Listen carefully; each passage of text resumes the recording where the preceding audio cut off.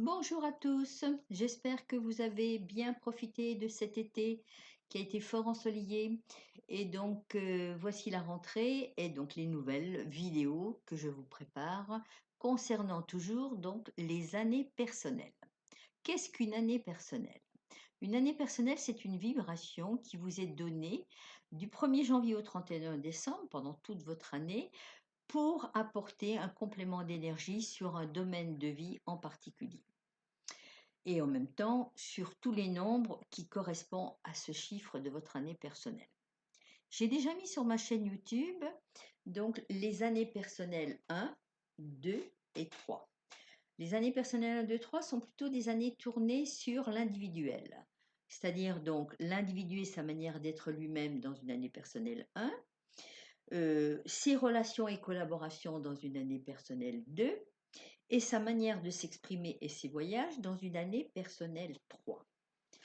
Là maintenant, nous passons donc dans les maisons personnelles 4, 5 et 6, qui sont plutôt des années dites relationnelles. Alors elles représentent donc l'axe de la famille, les proches, le foyer, les familles, la famille en général, le travail, l'environnement. Pour l'année 4, je dirais donc votre façon de communiquer et ses déplacements pour une année 5 et le service à autrui, la vie affective, les choix et les engagements pour une année personnelle 6. Donc passons à l'année personnelle 4. L'année personnelle 4 est surtout une année basée sur le monde du travail, sur la construction, la structuration personnelle, l'organisation concrète de la prévoyance, les racines généalogiques, la reproduction familiale. C'est une année qui va donc, dont la famille, le foyer sera au centre de votre année. Il pourrait y avoir aussi beaucoup d'intérêt pour la nature, du courage. On sera sérieux, peut-être même un peu trop dans une année 4. Il peut y avoir aussi, dans une année 4, un sens du devoir relativement plus important. Que pourrais-je dire aussi? Beaucoup de discipline, on se limite assez. On peut être aussi têtu, intolérant dans une année 4.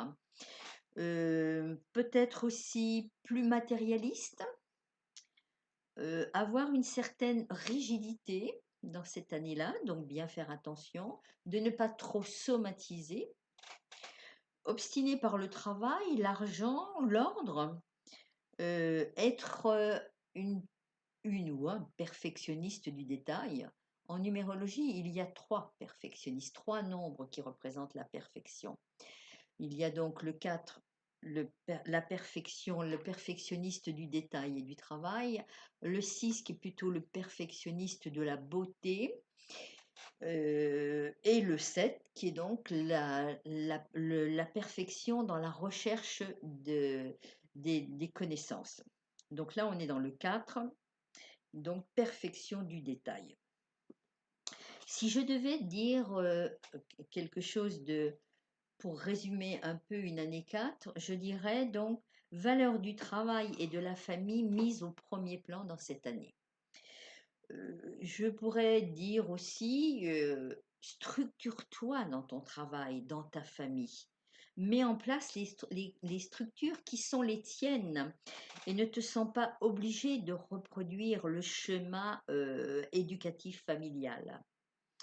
Éviter d'être trop rigide, trop carré. Nécessaire de s'ouvrir au monde. Et puis, bien, un conseil au passage, il n'y a pas que le travail qui compte dans la vie. Le 4 est assez... il pourrait, dans une année 4, on pourrait donc s'enfermer dans une sorte de prison matérielle, hein, parce qu'il y a vraiment trop de choses à faire. Donc attention, invitation à trouver aussi sa vraie place, à marquer son territoire dans une année 4. Voilà. Ça peut être une année aussi liée aux peurs, à la recherche de sécurisation pour sortir justement de ses limites. Il peut y avoir quelque chose en rapport avec l'héritage familial. Voilà. Je dirais aussi que le 4 a une tendance à rester fidèle à sa façon de penser, qui vient bien sûr, sa façon de penser qui vient du passé.